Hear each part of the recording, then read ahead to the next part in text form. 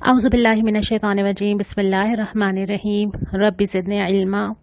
آج ہم اپنے تیسرے سپارے کا آغاز کرنے جا رہے ہیں۔ تیسرے سپارے کے آغاز سے پہلے کل کے سوال کا جواب دیکھ لیتے ہیں جو آپ نے مجھے بالکل ٹھیک بھیجا سورہ بقرہ کی آیت نمبر 155 سے، کہ اللہ تعالیٰ انسان کو کن کن ذرائع سے آزماتا ہے، خوف و خطر سے، بھوک سے یعنی فاقہ کشی سے، آمدنیوں کے گھاٹے سے اور جان و مال کے نقصانات سے۔ ان چار چیزوں کا اللہ تعالیٰ نے ذکر کیا، اور آج کے حالات میں ہمیں شاید یہ بہت اچھی طرح سے سمجھ آ رہا ہے کہ اللہ تعالیٰ ہمیں کہاں کہاں سے آزما رہا ہے۔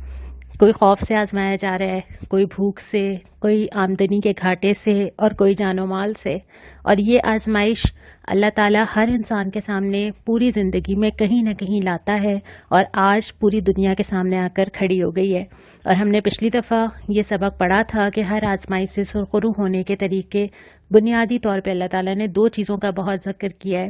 نماز اور صبر، اللہ سے تعلق اور اللہ پر یقین، اور انشاءاللہ تعالیٰ انہی کے سہارے ہم اس آزمائش سے بھی گزریں گے۔ تیسرے سپارے کا جو آغاز ہوتا ہے، شروع میں بالکل ذکر کیا جاتا ہے خرچ کرو، خرچ کرو، اس سے پہلے کہ وہ دن آئے کہ پھر خرچ کرنے کا کوئی موقع نہیں ہوگا۔ پھر یہ نہیں ہوگا کہ انسان بہت سارا مال رکھ کے بیٹھا اور اس کو معلوم ہو کہ اس کی زندگی ختم ہونے والی ہے اور وہ یکایک خرچ کر دے، بلکہ کسی بھی انسان کے لیے مہلت عمل ختم ہونے کا جو وقت ہے وہ نہیں جانتا۔ وہ نہیں جانتا کہ کل زندگی میں اس کو کتنی سہولت، کتنی عافیت، کتنی آسانی ہے، کتنا موقع مل سکے گا، تو اس موقع کے آنے سے قبل ہی وہ اس سے فائدہ اٹھائے۔ اس کے بعد ایک عظیم الشان آیت آتی ہے جس پہ اگر انسان یقین رکھے تو زندگی بدل جائے، اور وہ ہے آیت الکرسی، اللہ تعالیٰ کی وہ وحدانیت کا اعلان، اللہ تعالیٰ کی قدرت کا اعلان۔ اور اس کے بعد پھر فوراً تلقین کی جاتی ہے کہ جس نے اللہ پر ایمان لایا، جس نے اللہ کو پکڑ لیا، اس نے ایک ایسا مضبوط سہارا پکڑ لیا کہ دنیا اور آخرت میں کوئی رنج نہ ہوگا۔ دنیا کے سارے سہارے جن کو انسان خود سے بہت قریب محسوس کرتا ہے، جن کے بغیر انسان سمجھتا ہے کہ شاید زندگی گزر نہیں سکتی، وقت بتاتا ہے کہ یہ سارے سہارے عارضی ہوتے ہیں، لیکن ایک اللہ رب العالمین کی وہ ذات ہے جس کو انسان مضبوطی سے پکڑے تو زندگی کے مختلف مرحلوں سے گزر جائے۔ اس کے بعد کچھ مثالیں دی گئی ہیں جس میں حضرت ابراہیم و نمرود کا قصہ ہے، ایک ایسے شخص کا قصہ ہے جو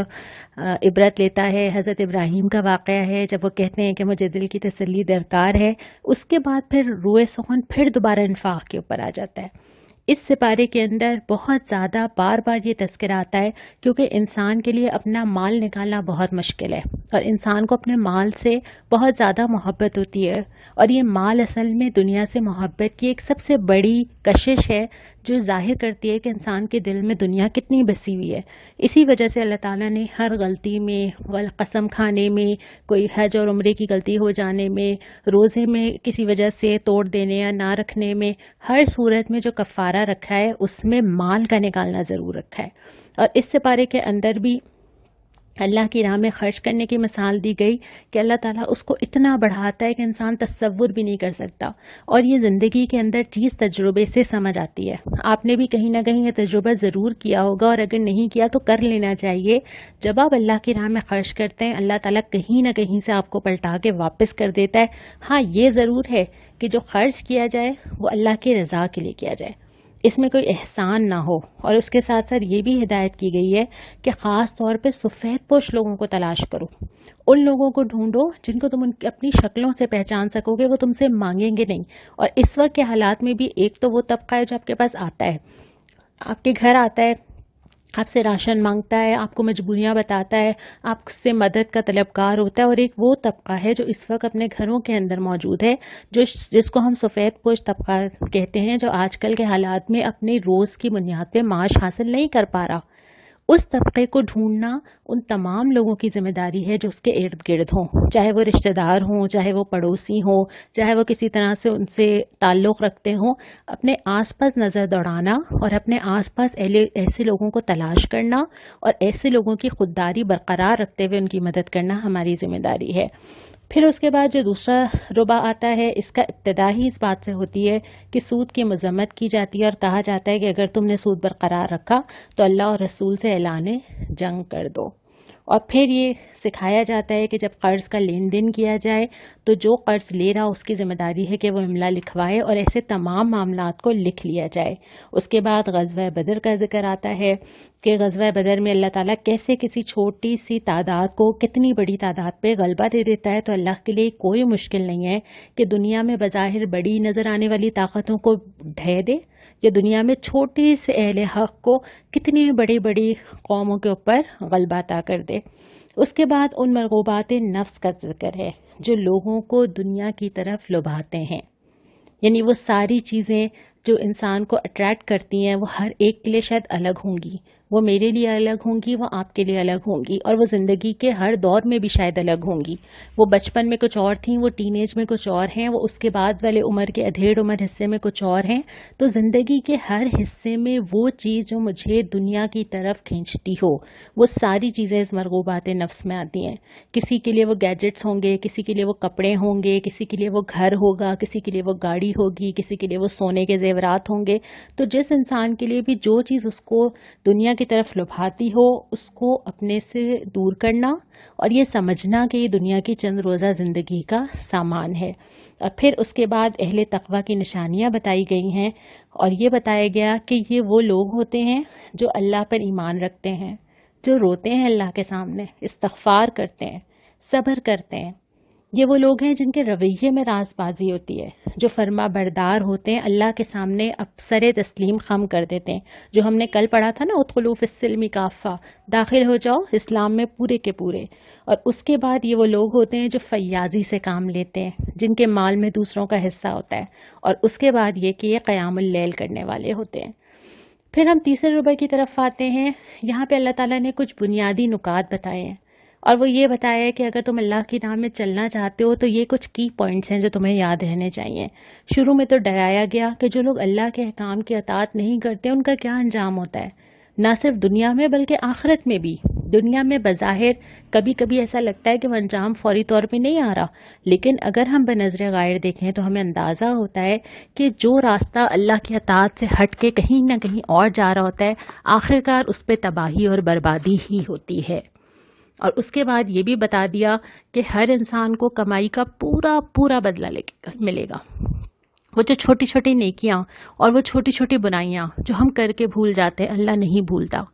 وہ جو چیزیں ہم معاشرے میں چلن ڈالتے ہیں اور ہمارے بعد لوگ ہمیں دیکھ کے سیکھتے ہیں، وہ جو نئے نئے رواج ہم شروع کر دیتے ہیں، اچھے ہوں یا برے ہوں، وہ جو نئی نئی چیزیں ہم معاشرے میں پیدا کر دیتے ہیں، وہ جو کوئی ایک چیز ہم کسی اور کو سکھا دیتے ہیں، وہ جو ایک جملہ جو ہم کسی سے کہہ دیتے ہیں، وہ جو 1 روپیہ ہم کہیں لگا دیتے ہیں، اور اس کا سلسلہ کہاں تک چلتا چلا جا رہا ہے، اگر وہ نیکی کی راہ پہ ہوگا تو اللہ وہ سارا نکال کے لے آئے گا، اور اگر وہ برائی کی راہ پہ ہوگا تو اللہ اس کے بھی سارے اثرات نکال کے لے آئے گا۔ تو ہر انسان کو اپنی کمائی کا پورا بدلہ ملے گا۔ اس کے بعد پھر اللہ کی قدرت اور ملکیت کا ذکر ہے، بہت ہی پیاری آیت ہے، قل اللہم مالک الملک تؤتی الملک من تشاء،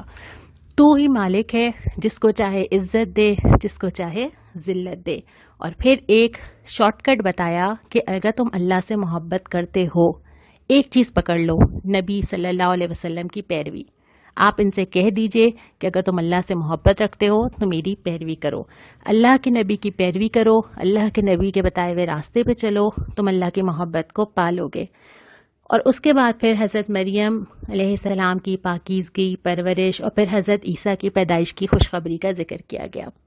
جب ہم چوتھے ربع کی طرف بڑھتے ہیں تو ابتدا میں پھر وہی موضوع واپس آتا ہے جس کو ہم نے اپنے پہلے سپارے میں پڑھا تھا، یعنی اہل کتاب کو جو مخاطب کیا گیا تھا اور فرد جرم گنوائی گئی تھی، یہاں پہ اہل کتاب سے سوالات اٹھائے گئے کہ تم کیوں نہیں مانتے اس کتاب کو، تم تو جانتے تھے، تمہیں تو اس کی بشارت دی گئی تھی، تمہاری کتابوں میں رسول کے آنے کی پہلے سے خوشخبری موجود تھی، تو تم کیوں نہیں اس نبی کو مانتے۔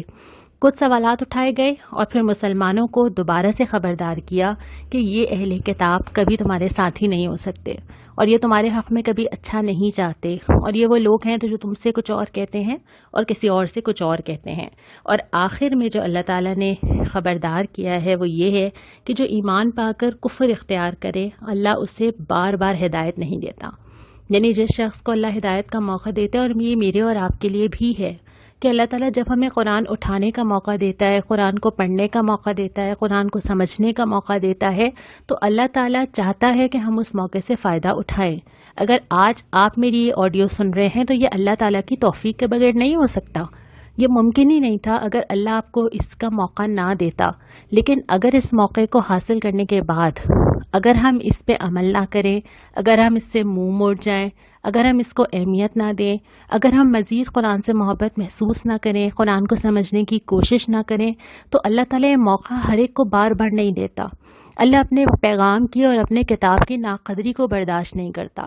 تو اللہ تعالیٰ جس کو موقع دیتا ہے اس کو اپنے آپ کو خوش نصیب بھی سمجھنا چاہیے، اور اللہ کی اس توفیق کو محسوس کرنا چاہیے کہ ابھی اللہ تعالیٰ ہم سے مایوس نہیں ہوا، ابھی ایسا نہیں ہوا کہ اللہ تعالیٰ نے میرا نام ان لوگوں میں لکھ دیا ہو کہ ان کو قرآن سنانے کا کوئی فائدہ نہیں۔ اگر میں اور آپ قرآن سن رہے ہیں تو اللہ کا بہت بڑا احسان ہے کہ اللہ یہ سمجھتا ہے کہ میرے دل میں ابھی گنجائش ہے۔ ہم نے پہلے سے بارے میں پڑھا تھا نا کہ اللہ ان کے کانوں پر، ان کی آنکھوں پر، ان کے دہلوں پر مہر لگا دیتا ہے کہ پھر ان کو کچھ سمجھ نہیں آتا، لیکن اللہ تعالیٰ مجھے اور آپ کو سنوا رہا ہے۔ الحمدللہ ثم الحمدللہ، میں اور آپ قرآن پڑھ رہے ہیں، قرآن کھول کے بیٹھے ہیں، قرآن سمجھ رہے ہیں۔ تو یہاں پہ یہی سکھایا گیا کہ جو لوگ ایک دفعہ یہ ایمان پانے کے بعد کفر کی راہ اختیار کر لیتے ہیں، پھر اللہ انہیں دنیا میں بھٹکنے کے لیے چھوڑ دیتا ہے، پھر اللہ ان کو چھوڑ دیتا ہے کہ جاؤ، اگر تم سمجھتے ہو کہ تم اپنے بل بوتے پہ کچھ کر سکتے ہو تو جاؤ دنیا کو تسخیر کرو، اور ہم جانتے ہیں ایسا نہیں ہو سکتا۔ تو اللہ تعالیٰ مجھے اور آپ کو اس وقت سے بچائے۔ اس سپارے کا جو ہم نے آج پڑھا، اس کا بہت سارا حصہ جو ہے وہ انفاق کے متعلق ہے کہ اگر اللہ کی راہ میں انفاق کیا جائے تو کن چیزوں کا خیال رکھا جائے۔ تو یہی میرا آج آپ سے سوال ہے کہ اللہ کی راہ میں خرچ کرتے ہوئے کن چیزوں کا خیال رکھنا چاہیے۔ اور جو دعائیں آج ہم نے پڑھی آج کے سپارے میں، وہ سورہ آل عمران میں 2 دعائیں آئی ہیں، آیت نمبر 8 میں آئی ہے اور آیت نمبر 16 میں آئی ہے۔ یہ 2 دعائیں ہم ضرور آج یاد بھی کریں، اپنے معمول کا حصہ بھی بنائیں، اور جب اللہ تعالیٰ سے مانگیں تو ان الفاظ میں مانگیں جو اللہ تعالیٰ نے ہمیں سکھائے ہیں۔ انشاءاللہ تعالیٰ کل ہم اپنے چوتھے پارے کا آغاز کریں گے۔ جزاک اللہ وما علینا الا البلاغ۔